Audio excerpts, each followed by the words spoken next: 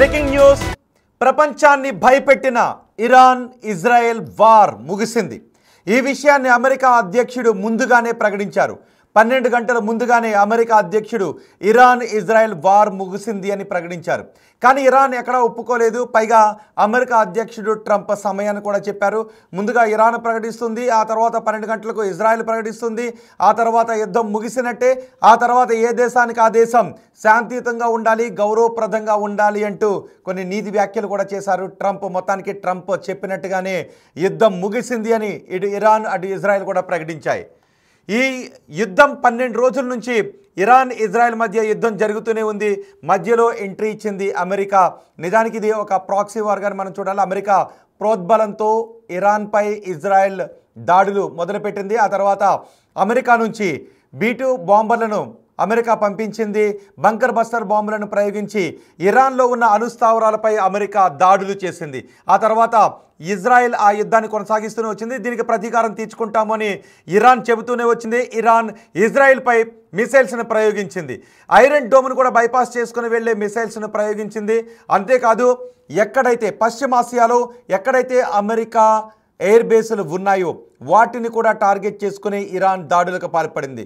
ఇప్పుడు మళ్ళీ మధ్యలో ట్రంప్ ఎంట్రీ ఇచ్చారు, సేజ్ ఫైర్ పాటించాలి అని ఆదేశాలు ఇచ్చారు। ట్రంప్ ఆదేశాలు జారీ చేశారు। ఇజ్రాయెల్ ఇరాన్ రెండు ఇప్పుడు పాటించడం మొదలుపెట్టాయి। ఈ డైలాగ్ ఎక్కడో విన్నట్టుగా అనిపిస్తుంది కదా? అవును, భవిష్యత్తు గతంలో మీరు ఏదో సినిమాలో విని ఉంటారు, మనం ఇక్కడ కూడా అన్వయించుకోవాలి। కానీ మనం ఈ యుద్ధంలో జరిగింది ఏంటి? ఈ యుద్ధంలో ఎవరు గెలిచారు? ట్రంప్ ఆదేశించారు, ఇజ్రాయెల్ యుద్ధాన్ని మొదలుపెట్టింది। ట్రంప్ ఆదేశించారు, ఇజ్రాయెల్ ఇరాన్ శాంతిని ప్రకటించాయి, సీజ్ ఫైర్ని ప్రకటించాయి। ట్రంప్ ఆదేశిస్తారు, యుద్ధాలు మొదలవుతాయి। ట్రంప్ ఆదేశిస్తారు, యుద్ధాలు ఆగిపోతాయి। ఇది ప్రస్తుతం ట్రెండింగ్లో ఉన్నటువంటి అంశం, ఇది ప్రస్తుతం చర్చించుకుంటున్నటువంటి అంశం। ఒకవేళ అమెరికా నేరుగా ఇరాన్పై దాడి మొదలు పెడితే, అమెరికా నేరుగా ఇరాన్పై బాంబులు వేస్తే ప్రపంచంలో చాలా దేశాలు ఇరాన్కి సపోర్ట్ వస్తాయి। అది 3వ ప్రపంచ యుద్ధానికి దారితీస్తుంది అని అందరూ కూడా అనుకున్నారు। కానీ అలాంటిది ఏం జరగలేదు। ట్రంప్ ఆదేశించారు, ఇజ్రాయెల్ దాడులు చేసింది।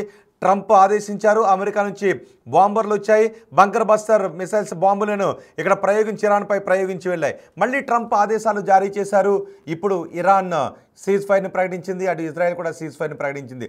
అంతేకాదు నిజానికి ట్రంప్ ఎప్పుడైతే చెప్పారో సీజ్ ఫైర్ ప్రకటించామో యుద్ధం ఆగిపోయింది అని నిన్నే ట్రంప్ ప్రకటించారు। కానీ ఇరాన్ మాత్రం చెప్పలేదు, మేమేమి దానికి కట్టుబడి లేము, మేము ప్రతీకారం తీర్చుకుంటాం, అమెరికా ఇంతకింత మూల్యం చెల్లించుకోవాల్సిందని ఇరాన్ అంది। చివరి వరకు కూడా ఇజ్రాయెల్పై మిసైల్స్ను ప్రయోగించింది। అంటే కింద పడ్డ ఆఖరి దెబ్బ మనదైతే ఆ కిక్కే వేరబ్బా అని ఉంటుంది కదా, చివరి దెబ్బ మనదైతే ఆ కిక్కే వేరబ్బా, ఈ డైలాగ్ కూడా ఎక్కడో విన్నట్టుగా ఉంది కదా। ఎస్, చాలామంది ఇలాగే అనుకుంటారు, ఆఖరి మాట మనది కావాలి, ఆఖరి దెబ్బ మనది కావాలి, ఆఖరి దాడి మనది కావాలి అని ఇలా చాలామంది అనుకుంటారు। ఇక్కడ ఇరాన్ కూడా బహుశా అలాగే అనుకుంది। ఇజ్రాయెల్పై ఆఖరి మిసైల్ మాదే కావాలి అని ఇరాన్ అనుకుంది। ఇజ్రాయెల్ పైకి కొన్ని మిసైల్స్ని ప్రయోగించింది। ఆ మిసైల్స్ దాడిలో కూడా కొన్ని భవనాలు దెబ్బతిన్నాయి ఇజ్రాయెల్లో, కొంతమంది చనిపోయారు కూడా। కానీ ఇజ్రాయెల్ ఎంతమంది చనిపోయారు అన్నది ఇంతవరకు ప్రకటించలేదు। సో మేము ఇంకా యుద్ధాన్ని ఆపలేదు అన్న ఇరాన్ చివరిగా ఇజ్రాయెల్పై కొన్ని మిసైల్స్ను ప్రయోగించి మేము కూడా యుద్ధాన్ని ఆపేస్తామని ఇరాన్ ప్రకటించింది। మరి ఇప్పుడు ఈ యుద్ధంలో జరిగిందేంటి, ఒరిగిందేంటి? ఇజ్రాయెల్ గెలిచిందా, ఇరాన్ గెలిచిందా, అమెరికా గెలిచిందా? అమెరికా వ్యూహం గెలిచిందా? అమెరికాకు పోయింది ఏమీ లేదు, హాయిగా కొన్ని ఆయుధాలు అమ్ముకుంది, కొన్ని ఆయుధాలను ప్రయోగించింది। ఇరాన్ని ఎలా దెబ్బ కొట్టాలనుకుంది అలా దెబ్బ కొట్టింది, ఇరాన్ని ఎలా భయపెట్టాలనుకుంది అలా భయపెట్టింది। ఇరాన్ని చూసుకొని ఎవరైతే ధైర్యం తెచ్చుకుంటూ ఉన్నారో వాళ్ళలో ఎలా భయాన్ని పుట్టించాలో అని అమెరికా ప్లాన్ చేస్తుందో అలా భయాన్ని పుట్టించింది। చివరిగా సీజ్ ఫైర్ అని ఒక అనౌన్స్ చేశారు అధ్యక్షులు వారు, ట్రంప్ ఒక అనౌన్స్మెంట్ ఇచ్చారు। దానికి ఇరాన్ కాదు కాదు అంటూనే చివరికి ఓకే అని చెప్పక తప్పని పరిస్థితులు కూడా వచ్చాయి। మరి ఈ యుద్ధంలో గెలిచింది ఎవరు అని మీరు అనుకుంటూ ఉన్నారు? ఈ యుద్ధంలో గెలిచింది ఎవరు అని బిగ్ టీవీ ఒక పోల్ పెట్టింది। మీరేమనుకుంటున్నారు? 12 రోజులు మనం చూస్తూ ఉన్నాం కదా, రోజు ఏం జరగబోతోంది? ఒకరోజు ఇరాన్ ఇజ్రాయెల్పై మిసైల్స్ను ప్రయోగిస్తుంది, వెంటనే మళ్ళీ ఇజ్రాయెల్ ఇరాన్పై మిసైల్స్ను ప్రయోగిస్తూ ఉంటుంది। అమెరికా ఎయిర్ బేస్లను బేస్ చేసుకున్నాడు, సిరియాలోను ఇరాక్లో ఉన్న ఎయిర్ బేస్లను పై ఇరాన్ దాడి కూడా చేసింది। ఇప్పుడు మనం అనుకుంటున్న ఏ దేశాలు ఇప్పుడు ఇరాన్కి సపోర్ట్ వస్తాయి అని? అటు రష్యా ఇరాన్పై చేసిన దాడిని ఖండించింది, ఇటు చైనా కూడా ఖండించింది, కానీ ఏవి నేరుగా రాలేదు। అమెరికా మాత్రం ఇజ్రాయెల్ ఇరాన్ యుద్ధంలోకి నేరుగా అమెరికా ఎంట్రీ ఇచ్చింది, కానీ ఏ దేశాలు కూడా ఇది తప్పు అని ఖండించే కొన్ని దేశాలు, చైనా రష్యా లాంటి దేశాలు తప్ప నేరుగా వచ్చిన పరిస్థితి లేదు। అప్పటి వరకు ప్రాక్సీ వార్ కాస్త అమెరికా నేరుగా ఎంట్రీ ఇవ్వడంతో మూడో ప్రపంచ యుద్ధం జరిగిపోతుందేమో అని ప్రపంచ దేశాలు భయపడ్డాయి. స్టాక్ మార్కెట్లపై కూడా దాని ప్రభావం చాలా స్పష్టంగా కనిపించింది. కానీ అమెరికా అధ్యక్షుడు ట్రంప్ నిన్ననే ప్రకటించాడు, 12 గంటల తర్వాత ఏం జరగబోతోంది అని కూడా ట్వీట్ చేశాడు.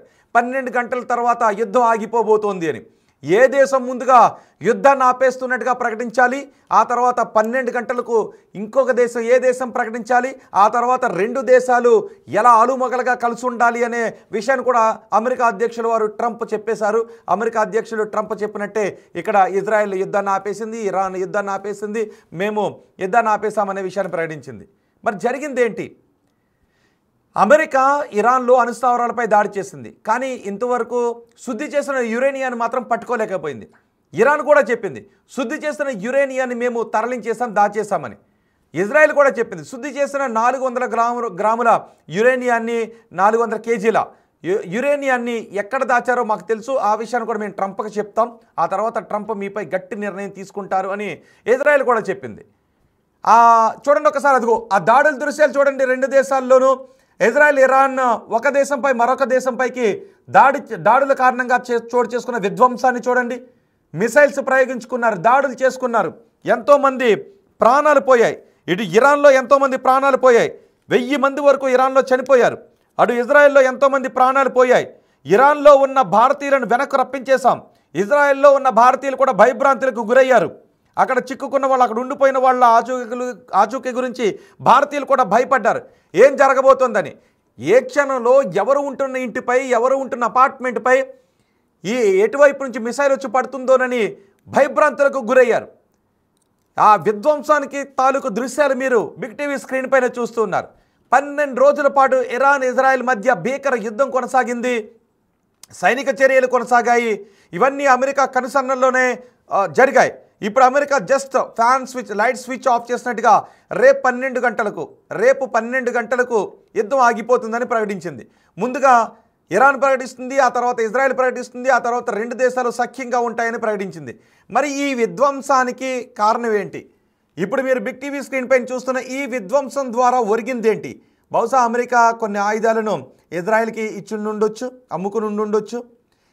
ఇరాన్పై ఎటువంటి దెబ్బ కొట్టాలి అని అనుకుంటూ ఉందో అలాంటి దెబ్బ, అలాంటి భయం ఇరాన్కి కలిగించింది. అంతేకాదు, నిజానికి మేము యుద్ధాన్ని ఆపలేదు అని ఇరాన్ అంటూ ఉన్నప్పుడు జేడీ వ్యాన్స్ కాల్ చేశారు, అమెరికా ఉపాధ్యక్షుడు కాల్ చేశాడు, ఇరాన్ని భయపెట్టారు, బెదిరించారు. ఒకవేళ మీరు యుద్ధాన్ని ఆపలేదు అనుకుంటే యుద్ధం కొనసాగించాల్సి ఉంటుంది, ఆ తర్వాత జరిగే పరిణామాలకు మీరే కారణం, ఇప్పటికే చూసావుగా ప్రపంచ దేశాలు నీకు ఏ విధంగా సపోర్ట్ వచ్చాయని బహుశా భయపెట్టారు.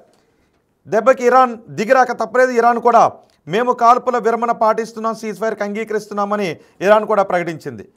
ఇరాన్ ఇప్పటికే మీకు ఒక విషయాన్ని గుర్తు చేయాలి, అమెరికా అధ్యక్షుడు ట్రంప్ ఏమంటున్నారు, నేను యుద్ధాలు ఆపుతూ ఉన్నాను, అయినా నాకెందుకు శాంతి బహుమతి ఇస్తారులే, నోబెల్ శాంతి బహుమతి నాకెందుకు ఇస్తారులే అంటే బహుశా ట్రంప్కు ఒక కోరిక ఉంది, నోబెల్ శాంతి బహుమతి ఆయనకు కావాలనే కోరిక ఉంది.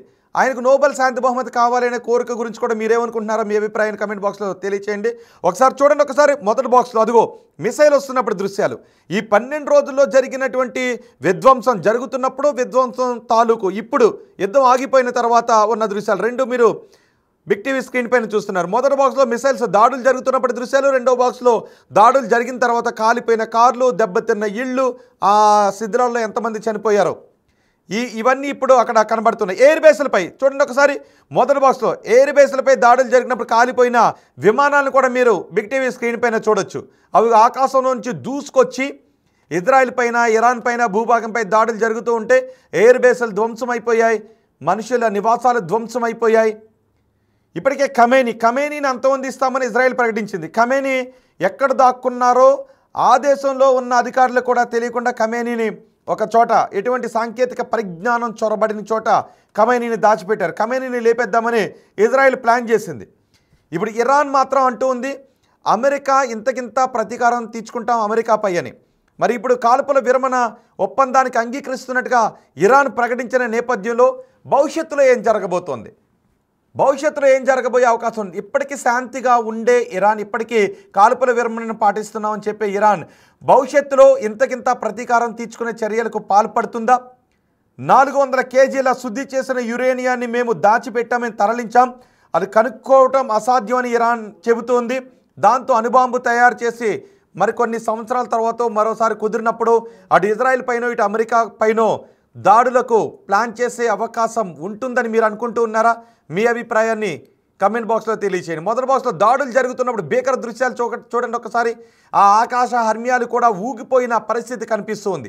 ఆ దాడుల కారణంగా అలాంటి ఆకాశ హర్మ్యాలు దెబ్బతిన్న దృశ్యాలు ఇప్పుడు ఇటు ఇజ్రాయెల్లో కనబడుతున్నాయి, అటు ఇరాన్లోనూ కనబడుతున్నాయి. ఆ విధ్వంసం తాలూకు దృశ్యాలు చూడండి. దట్టమైన పొగ, మంటలు, అందులో ఎంతోమంది ప్రాణాలు, ఎంతో ఆస్తి నష్టం జరిగిన దృశ్యాలు. మరి ఇప్పుడు ఈ యుద్ధంలో ఇజ్రాయెల్ గెలిచిందా, ఇరాన్ గెలిచిందా, లేదంటే అమెరికా గెలిచిందా? మేం పెట్టిన పోల్లో అమెరికా గెలిచిందని 17% అంటూ ఉంటే ఇజ్రాయెల్ గెలిచిందని 43% మంది అంటూ ఉన్నారు. ఇరాన్ గెలిచిందని 39% మంది అంటూ ఉన్నారు. మీ అభిప్రాయాన్ని కమెంట్ బాక్స్లో కూడా తెలియచేయండి. కానీ భవిష్యత్తులో ఇప్పుడు ఇరాన్ ఏం చేస్తుంది అని ఇప్పటికే మనం చూస్తున్నాం. ఇజ్రాయెల్ గాజా మధ్య యుద్ధం ఎడతెగకుండా జరుగుతూనే ఉంది. అక్కడ ఉన్న హమాస్ ఉగ్రవాదులను మట్టుబెట్టాలి అని, పూర్తిగా వాళ్ళని అంతమొందించాలని ప్రయత్నాలు చేస్తున్నారు. హమాస్ చెరలో ఉన్న బందీల విడుదలకు కూడా డిమాండ్ చేస్తున్నారు. ఇంతకుముందే 2 రోజుల క్రితం మనం చూసాం ఇజ్రాయెల్ గాజా వార్ కూడా తుది దశకు చేరుకుంది. ఇక హమాస్ యుద్ధాన్ని ఆపేసి బందీలను అప్పగించాలి, మా బందీలను మా దగ్గర నుంచి కిడ్నాప్ చేసి తీసుకువెళ్ళిన బందీలను మీరు విడుదల చేయాలని డిమాండ్ చేస్తోంది. అటు రష్యా ఉక్రెయిన్ మధ్య కూడా యుద్ధం జరుగుతుంది. రష్యా ఉక్రెయిన్ మధ్య యుద్ధాన్ని కూడా అమెరికా అధ్యక్షుడు ఏమీ ఆపలేకపోతున్నాడు. ఆపేస్తాను అని చెప్పిన అమెరికా అధ్యక్షుడు ట్రంప్ ఒక దశలో ఉక్రెయిన్ అధ్యక్షుడు కూడా జెలెన్స్కీ కూడా అమెరికా అధ్యక్షుడి మాటను వినకపోవడంతో అమెరికా అధ్యక్షుడికి జెలెన్స్కీకి మధ్య కూడా విభేదాలు వచ్చాయి. గతంలో వైట్ హౌస్లో ఇద్దరు మాట్లాడుకున్నప్పుడు అమెరికా అధ్యక్షుడు జెలెన్స్కీ కూడా వెటకారంగా మాట్లాడిన సందర్భం ఉంది. జెలెన్స్కీ కూడా అమెరికా అధ్యక్షుడు ట్రంప్కి, ఉపాధ్యక్షుడికి జేడీ వాన్స్కి కూడా ధీటైన జవాబే చెప్పాడు. మరి ఆ రష్యా ఉక్రెయిన్ మధ్య యుద్ధం విషయంలో కూడా క్లారిటీ లేదు. ఇటు గాజా ఇజ్రాయెల్ యుద్ధం గురించి కూడా క్లారిటీ లేదు. కానీ మొన్న పాకిస్తాన్ మన దేశానికి జరిగిన యుద్ధంలో కూడా ట్రంప్ ఇలాగే కలగజేసుకున్నాడు. అనౌన్స్ చేయడానికంటే ముందే యుద్ధాన్ని ఆపేయడానికి ఇరు దేశాలు అంగీకరించాయని ఇలాగే ముందే ట్రంప్ చెప్పాడు. దీనికి వాణిజ్య యుద్ధాన్ని చెప్పాను, నేను వాణిజ్య యుద్ధం చేస్తాను, ఇద్దరితో కూడా వాణిజ్యాన్ని కట్ చేసుకుంటాను అని ప్రకటించడం ఇరు దేశాలు కాల్పుల విరమణకు అంగీకరించాయని చెప్పాడు. అంటే ఇరు దేశాలు పాకిస్తాన్ కావచ్చు మన దేశం ప్రకటించడానికంటే ముందే అమెరికా అధ్యక్షుడు ప్రకటించాడు భారత్ పాకిస్తాన్ మధ్య కాల్పులు ఆగిపోయాయని. ఇప్పుడు ఇరాన్ ఇజ్రాయెల్ మధ్య కూడా కాల్పులు ఆగిపోయాయని అమెరికా అధ్యక్షుడు ప్రకటించాడు. అమెరికా అధ్యక్షుడు ప్రకటించిన తర్వాత కూడా చివరి వరకు కొంత ఉత్కంఠ కొనసాగినప్పటికీ చివరి దెబ్బ మనదే కావాలి అని ఇజ్రాయెల్పై ఇరాన్ కొన్ని మిసైల్స్ను ప్రయోగించి ఆ తర్వాత ఎట్టకేలకు ఇరాన్ కూడా ప్రకటించింది. అమెరికా అధ్యక్షుడు చేసిన ప్రకటనను ఒకసారి ఆ ట్వీట్ ఏంటో మీకు బిగ్ టీవీ స్క్రీన్ పైన ఇప్పుడు నేను చూపిస్తాను. కాల్పుల విరమణకు ముందు అమెరికా అధ్యక్షుడు చేసిన ట్వీట్ ఏంటో చూస్తాను. ఆ ట్వీట్ చూసిన తర్వాత మీకేమనిపిస్తుందో మీ అభిప్రాయాన్ని కమెంట్ బాక్స్లో తెలియచేయండి. కానీ ఈ యుద్ధంలో గెలిచింది మాత్రం ఎవరని అనుకుంటూ ఉన్నారు? అమెరికా గెలిచిందా, ఇజ్రాయెల్ గెలిచిందా, ఇరాన్ గెలిచిందా? మీరేమనుకుంటూ ఉన్నారు? అదిగో ఆ ట్వీట్ చూడండి. ఎవరు ఎప్పుడు సీజ్ ఫైర్ని అనౌన్స్ చేస్తారు, సరిగ్గా 6 గంటల తర్వాత ఏం జరుగుతుంది, 6 గంటల తర్వాత సీజ్ ఫైర్ని ప్రకటించిన తర్వాత 12 గంటల్లో ఏం జరుగుతుంది, ఆ 12 గంటల తర్వాత ఏం జరుగుతుంది, ఇవన్నీ ఒక ముహూర్తం పెట్టినట్టు ట్రంప్ అన్నీ కూడా ఆ టైం, డేట్ ఇవన్నీ అనౌన్స్ చేస్తూ ట్వీట్ చేశారు. సరిగ్గా అదేవిధంగా కొంచెం అటు ఇటులో అదేవిధంగా జరిగిన పరిస్థితి కనిపిస్తుంది. ఇటు ఇరాన్ అటు ఇజ్రాయెల్ కాల్పుల విరమణకు అంగీకరించాయి. ఇప్పుడు ఇరాన్లో మాత్రం భారీ విధ్వంసమే జరిగింది. ఇరాన్లో భారీ విధ్వంసం జరిగింది. ఎక్కడికక్కడ కూలిపోయిన భవనాలే కనిపిస్తూ ఉన్నాయి. ఇరాన్ ఎయిర్ స్ట్రిప్లు ధ్వంసమయ్యాయి. ఇరాన్ న్యూక్లియర్ పవర్ ప్లాంట్లు అని చెప్తూ ఎక్కడైతే అణుశుద్ధి కర్మాగారాలు ఉన్నాయి, అణుశుద్ధి కర్మాగారాలను కూడా ధ్వంసం చేసింది. ఫోర్డో, నతాంజ్, ఇస్ఫహాన్ వీటిపైన బంకర్ బస్టర్ బాంబులతో ధ్వంసం చేసింది. ప్రస్తుతం యుద్ధం ఆగిపోయిన 2 దేశాల్లోనూ ఆ యుద్ధం మిగిల్చిన విధ్వంసం మాత్రం కళ్ళకు కనబడుతూనే ఉంది. ఆ విధ్వంసాన్నే మీరు ఇప్పుడు బిగ్ టీవీ స్క్రీన్ పైన చూస్తున్నారు.